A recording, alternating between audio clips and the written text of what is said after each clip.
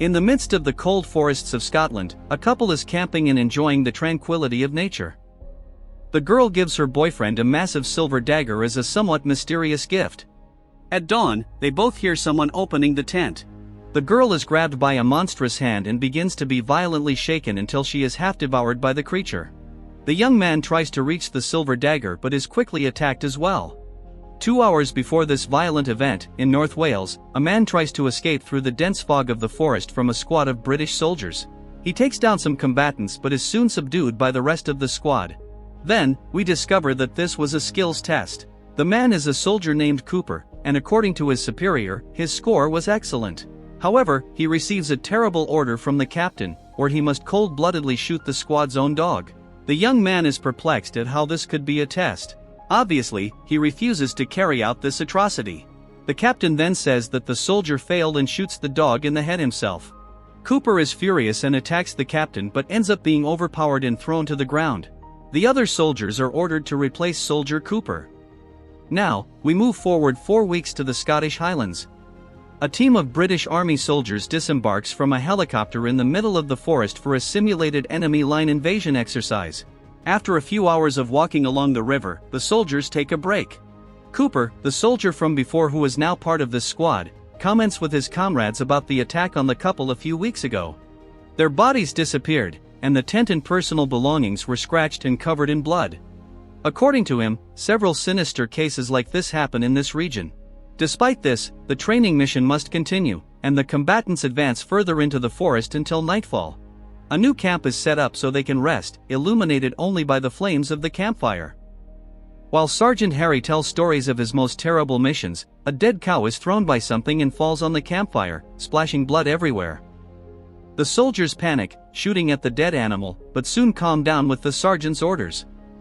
They assess the condition of the animal's body, and it seems the wounds are bite marks. Despite everyone's concern, the sergeant won't radio in the middle of the night because of a cow, so he decides they will take turns on guard until dawn. At dawn, the sergeant and his team follow the trail left by the thrown cow. Along the way, they continue to find blood and remains of the animal.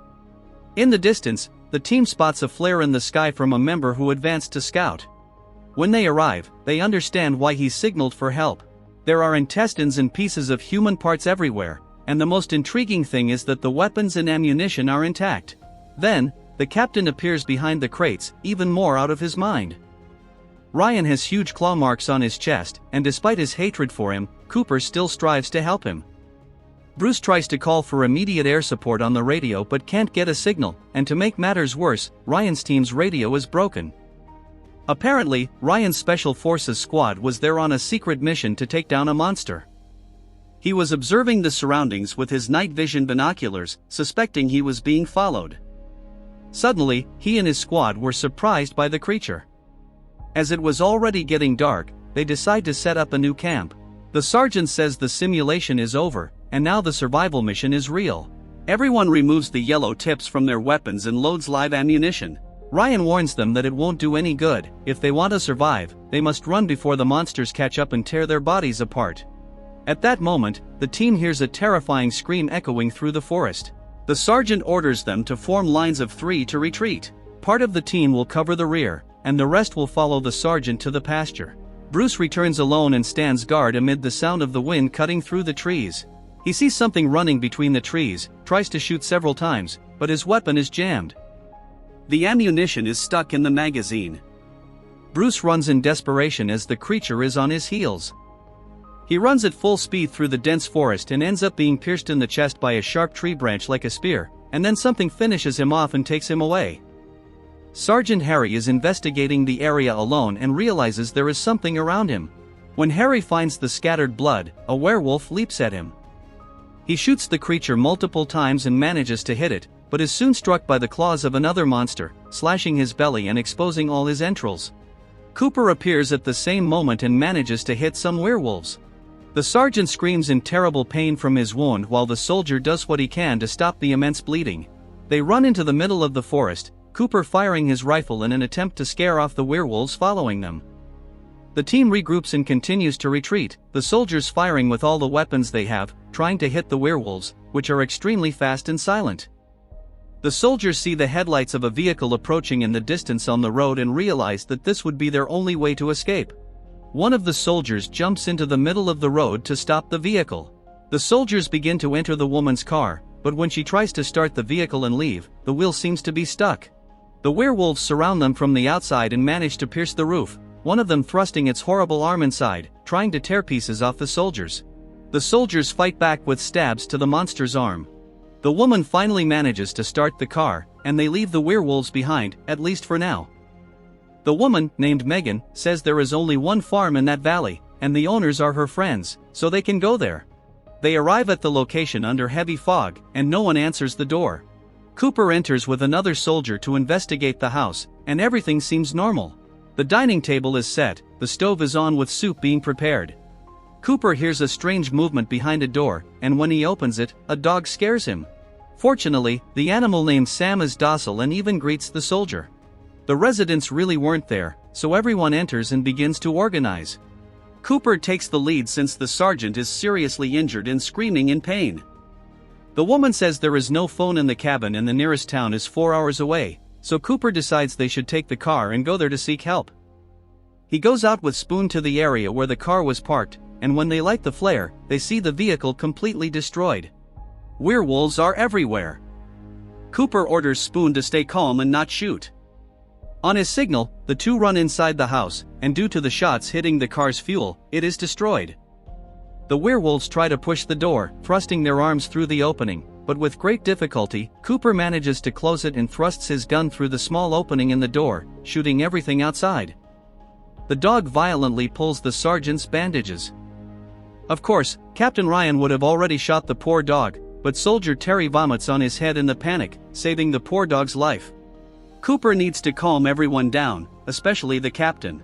He has great leadership skills and orders Terry to boil water in several pots so they have something to drink. They place wood on the windows and cabinets blocking the doors. The werewolves still surround the house, running between the trees, and even though the soldiers fire bursts of bullets, it doesn't drive them away from the perimeter. They collect any weapons that might be useful, from medieval swords to a kitchen chainsaw. With Megan's help, Cooper goes to seal the sergeant's wounds. They then take him upstairs in the cabin and start applying some kind of glue to the cuts in his abdomen, which makes Harry scream in pain. Everyone is distressed hearing that terrible sound of suffering. The sergeant asks Cooper to knock him out by hitting his head because the pain is terrible, so the soldier hits the poor guy on the head with a punch and knocks him out so they can finish the job. Cooper is reluctant to believe the creatures are werewolves, but Megan says she has been investigating these monsters for 2 years, and before the night is over, he will believe too. She tells all the soldiers they are facing lycanthropes, a horde of werewolves that come out to hunt on the full moon. Cooper decides to interrogate Captain Ryan, questioning what his unit was doing in that place, and the captain is completely reluctant to say. However, it's very strange that they find him all injured and weak, and shortly before entering the house, he was running. Cooper wants to remove the bandages and see his wounds. Ryan pulls a gun on him, but Megan hits him with a splendid frying pan and manages to disarm him in style. When they removed the bandages, everything was healed. In other words, there is something strange going on with the captain. At that moment, all the power is cut off in the house because the werewolves destroyed the generators. According to Ryan, they can see in the dark, and this will be the soldiers' fear. Cooper orders everyone to calm down. Megan will keep an eye on Ryan because he is certainly a threat. Spoon notices that the handle of the back door is moving, and another werewolf starts banging on the front door. They are everywhere. He locks the door again, but the windows are more vulnerable. The werewolves start breaking them and force the soldiers to fire several shots, using all the firepower they have. Spoon can't reload his weapon and is holding the door as best as he can. Cooper grabs hot water from the stove and throws it in the werewolf's face. Joe advances joyfully, firing his shotgun until the werewolf forcibly rips it from him. He then throws a grenade out the window, preventing the monster from entering to get him. Spoon tries to drag a cabinet to lock the door when, from outside to inside, he gets punched by the creature, almost being crushed by a gas cylinder. Joe is captured by the window locks and screams for Cooper to help him. That's when the Templar sword comes into action, and Cooper cuts off the werewolf's hand all at once. The creatures don't give up trying to open the doors through every crack they find. It's when the first werewolf manages to perform this feat upstairs. The dark monster slowly enters through the window in the sergeant's room. Cooper runs to warn him but is grabbed by the feet by one of the creatures. He keeps yelling for Harry to wake up and throws a flare, stunning the werewolf. Cooper manages to break free, and the sergeant wakes up at the same time. The two together shoot the demonic thing, throwing the werewolf out the window. When it seemed that the first wave of attack had ceased, Terry mocks the creature's ability and is violently pulled out the window. Megan sees the soldier being taken by the entire horde. They put the wooden locks back on the window, ensuring at least some temporary security. There are still 6 hours until dawn, and until then, they need to find a way to survive. After all, the ammunition is almost gone. Megan watches through the window, the werewolves still waiting for the right moment for the next wave of attack. She asks if anyone knows how to hotwire cars. There is one parked in the barn, but she doesn't have the keys. Joe volunteers for the mission, but first, they need to create a distraction strategy for the werewolves. So, they go to the second floor, and Spoon goes down first with a rope, as he will be the target of the distraction. He keeps shouting near the forest, lighting a flare when the werewolf starts chasing him. This is Joe's chance to run safely to the barn. Spoon climbs the rope and gets back inside the house. However, the satanic creature pulls the rope they used to descend and tries to enter through the window. Spoon starts to saw the rope with his knife while Megan fires the camera flash to stun the werewolf, and they manage to knock the monster down. Joe finally manages to start the vehicle, but he sees the worst scene of his life, the werewolf feeding on Terry while he is still alive. The creature rips the young man's head off and throws it on the windshield. The soldier fights with the creature that tries to open the Jeep's door, ends up hitting the creature hard, and leaves it full speed, breaking the barn door. But, when he stops the car, he realizes that the creature was in the back seat and goes after him with the knife. Joe ends up being destroyed by the werewolf. When the rest of the team tries to get into the vehicle, they find the werewolf brutally devouring Joe. Megan fires her pistol, forcing the creature to stay outside, giving Sergeant Harry time to close the door again.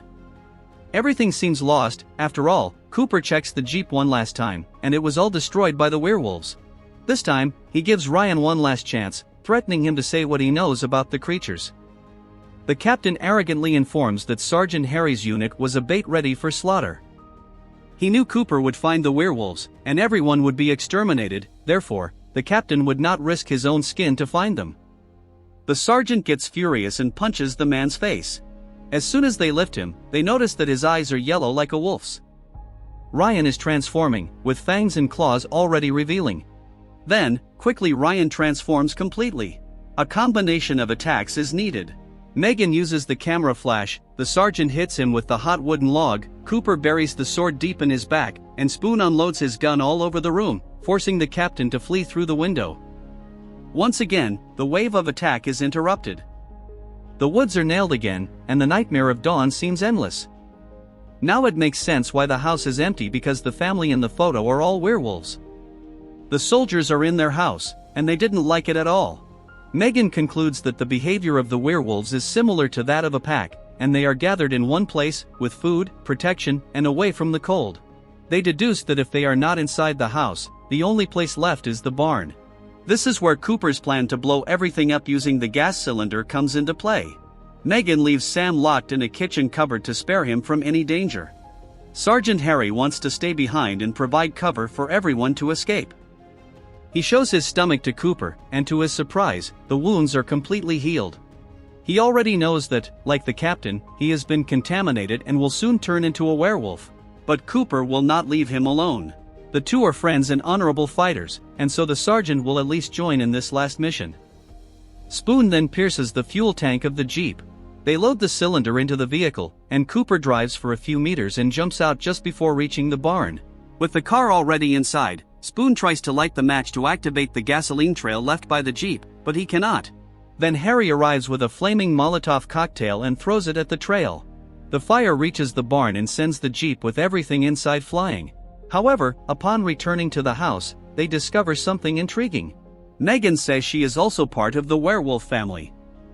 She tried to join the soldiers to escape this life, but everything went wrong, and now her instincts are screaming in her head, being stronger than her will to protect the squad. The werewolves were not in the barn because she let them into the house. She begins her transformation. Harry then shoots her right in the head. Spoon tries to follow his companions up the stairs but is stopped by the claws of one of the werewolves. His only way out is to lock himself in the kitchen, but without ammunition, he prepares to fight the creatures hand-to-hand. The huge werewolf then destroys the door, and a fierce fight begins. He throws some punches, grabs a knife from the table, and stabs the monster in the back. While being thrown to the ground, he still manages to tear out a fang from the creature with a kick. Spoon is enraged and starts stabbing the creature's chest with the knife, spilling blood everywhere, but the monster remains firm and strong. The soldier decides to throw plates and bottles in desperation, and of course, it did not work very well. Soon he is grabbed by the neck, shredded, and devoured by 2 werewolves. The dog that was there in his corner bravely growls. While facing one of the fierce werewolves, Cooper and Harry are escaping upstairs. The soldier throws a grenade but only manages to destroy the stairs. The 2 werewolves still pursue them. They lock themselves in the bathroom. The sergeant improvises a flamethrower with an aerosol and a lighter, shooting fire at the werewolf's snout. Cooper does the most insane thing possible, he drives a sink nail into the beast's head. The sergeant continues to shoot flames into the door hole, and Cooper uses his bayonet to cut a hole in the wall and escape. The 2 manage to cross to the other side and block the hole with some suitcases and a bookshelf. But there is also a werewolf trying to enter through the bedroom door. They decide to hide inside the closet and, upon noticing the horrible smell, they find the skeletons of the victims killed by the family. The sergeant shoots the floor and opens a space for both of them to descend to the room below. They find a secret door, but Harry will not run anymore. He says Cooper needs to survive to tell everyone it was real and hands him the film from the camera as proof. Cooper descends with Sam, and the sergeant begins his inevitable transformation. He cuts the gas hose from the stove, and when the pack of werewolves approaches, he activates the stove lighter and blows everything up, killing all the beasts with him. Meanwhile, Cooper was in the werewolf's body stock, with various items hanging around, like a human refrigerator. But there was still one werewolf alive, ex-Captain Ryan, with the sword still stuck in his chest. He attacks Cooper with several punches to the face and begins to drive the sword from his chest into Cooper's mouth. Sam jumps on the werewolf and pushes the demon away from his friend Cooper. The soldier finds a silver dagger, the same one we saw with the victims at the beginning, and quickly stabs it into the monster's chest. The creature is stunned by the silver, unable to attack Cooper anymore. But he fires the final shot, putting an end to the creature. By dawn, Soldier Cooper and his faithful canine friend, Sam, were the only survivors of this terrible event. Cooper revealed to the world the terror they faced, saying a phrase that summed it all up: "Werewolves ate my platoon."